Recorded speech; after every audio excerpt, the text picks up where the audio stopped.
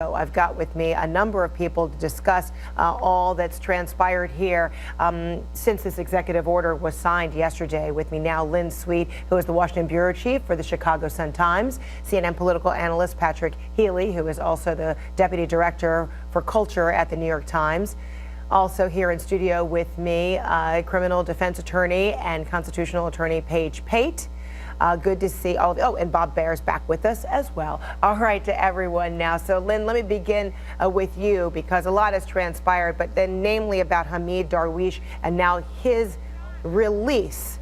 How do you expect that this might symbolize either a real problem with how this executive order is going to be carried out? You heard from the attorney there who said already it's being exercised in an arbitrary fashion, given that his family was able to get through with no problem, but that Hamid Darwish, an Iraqi national, was held up for 17 hours. Well, one of the lessons of this episode is what happens when you issue executive orders and you haven't given guidance to the relevant agencies to know how to prioritize, to know how to carry out these orders at the various ports of entries within the United States. I think another thing to watch for, Frederica, is whether or not this is indeed extended to people who hold green cards, because right now, the thought would be, if you hold a green card, would you venture out of the United States without having written down how this executive order will be carried out in a uniform and consistent way? And if there are any emergency orders, of course, from the judicial branch that could impact on this. So I think what you're seeing today is a day of uncertainty because of the way this was rolled out. Before we even get to the significance of the policy, you see the impact of the chaotic unrolling. The confusion. And so our Rachel Crane, who was there at JFK, she reported earlier that she had a count of upwards of 12 people who are being detained, and Hamid Darwish is one of them, the first now to be released as far as we understand.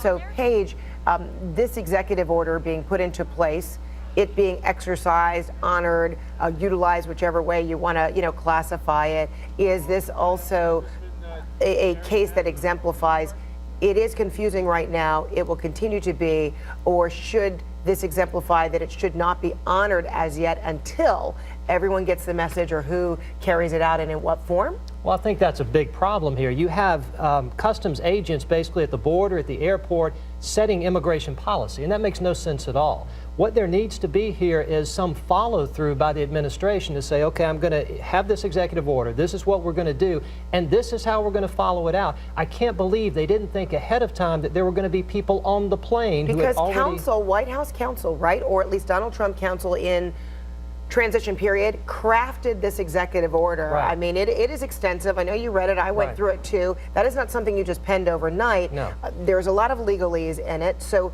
why wouldn't all those considerations be made before announcing it, before putting it into play? I have no idea. I mean, the policy is clear, and I understand the policy as it's set forth in the executive order, what he's going to ban, what he's going to allow, but the implementation of that policy also has to be thought out. And in a good executive order doesn't just set policy, doesn't just set priorities, but it tells the agencies how to carry those out. And I think that's what's missing here. And Bob, you and I were talking just before we had that live shot of Hamid Darwish. And one of the points that you were making was the message this is sending to allies, the message being sent to other nations where the U.S. certainly leans on, needs a kind of cooperation, and this can be misconstrued, if not improperly applied, to damage those kinds of relations? Well, exactly, Fred. I mean, look at the Iraqi translators. They're working with their troops, with our troops. They're dying.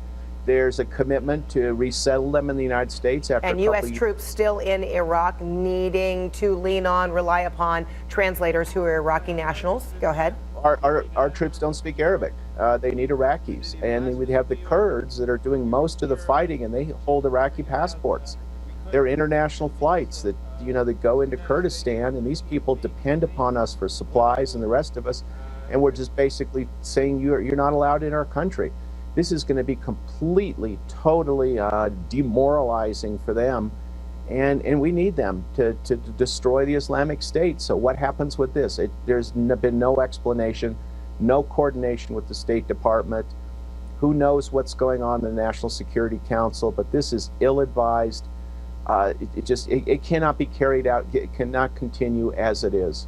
And I mentioned CNN's Rachel Crane is there at JFK. She's on the phone with us now. So Rachel, earlier you reported there were 12, as far as you knew, who are being detained there at JFK, and Hamid Darwish is one of them, the first to be released now. What more can you tell us about how people are detained, what they're experiencing, and what is the status right now? Well, Fred, there's a small number of people that have started a protest here at JFK. As you mentioned, Hamid Darwish just released one of the 12 that has been detained here. He spoke about how he had been here detained since 6 p.m. last night. He was traveling with his wife and his 3 children. They were not detained. He was the only one of the family that was detained. But now he has been released. He actually said that he liked Donald Trump, that this is a policy. He didn't quite understand it, but he respected the policy. And he was obviously exhausted and very excited to be reunited with his family and get some sleep. Patrick, go ahead. Sorry, Rachel. Sorry, but we're still, Fred, we don't know anything else about the remaining 11 beyond just the detail of one of the detainees that is involved also in this lawsuit. But the remaining 10, we don't know what their nationalities are. We don't know what their visa status was. A lot of questions surrounding the details of the other 11 people that are being still held here at JFK. And then, Rachel, if you could describe Darwish's description of what happened when he, handed over his passport. I found it difficult to hear from my end, but perhaps you had a better vantage point and could hear the process of what he encountered. Yeah, he said that his documentation was taken away from him, that he was put into a room, sat in a chair, and that he was then moved to another room, but that he hadn't slept at all, that he was in one room. People kept coming and talking to him. But it was actually, for myself, it was a bit hard to hear those details as well, Fred. But I could hear that he was saying that he had been in a room, that he hadn't slept, and that the people were questioning him for many, many hours. Oh, okay. In all, about 17 hours before his release, as far as we've understood, based on him being detained as of 6 o'clock last night. Nick Robertson also with us. So, Nick, this gentleman has been a translator working with the U.S. Abroad there in Iraq. Bob underscored the importance of that kind of relationship, particularly as we continue to have U.S. military in Iraq. Iraq is one of the 7 nations. In all, Yemen, Sudan, Somalia, Iraq, Syria, Libya, and Iran are part of this executive order. What's your understanding about the reaction, the concern from many who are working in the interest of the U.S. in any or all of those nations? We've seen over the past few years, not just the United States, but Britain as well, not be as lenient in letting in people who have put their lives on the line to support the United States or Britain in Iraq, in Afghanistan. And I have to say right now as well, in Syria too, where there are U.S. special forces on the ground in Syria, there will be people there, whether they're in local tribal militias or however they will be aligned with the U.S. forces supporting them. They also will be considering putting their lives on the line. They'll do it for their own national interests, they'll do it for their own tribal interests, their own family interests, but also that they know that they're partnering with a force that they hope and believe supports them to the extent if the ground shifts, if ISIS, for example, takes over and comes after and threatens their families, as we've seen ISIS do time and time again. We're rounding up, for instance, not large numbers of police and their families inside Mosul as a reaction to the way that their partnership with US and Iraqi forces. If that comes into play, they want to be able to turn to the United States to look for help, look for some salvation. When you're prepared to shed your own blood for someone else's country, you expect a level of support. So somebody making that consideration potentially now is going to think twice, and it plays into the ISIS propaganda as well that we haven't seen come out yet. But I think it would be expectant that ISIS will play on propaganda, saying that the United States is anti-Muslim, they're never going to look after you. We will. That sort of propaganda is going to fuel their campaign and fuel their fight. So there are many ways in which this is counter counterproductive, counterintuitive. And I would throw one other thing in there as well. We've heard now Iran say they're reciprocating banning Americans going to Iran for the next 90 days as well. Well, guess what? President Trump was on the phone with President Putin as the Iranians were saying that. President Trump wants to partner, he said, with Russia to tackle ISIS. If you do that in Syria, instantly, if you partner with Russia, you're partnering with Iran and with Assad.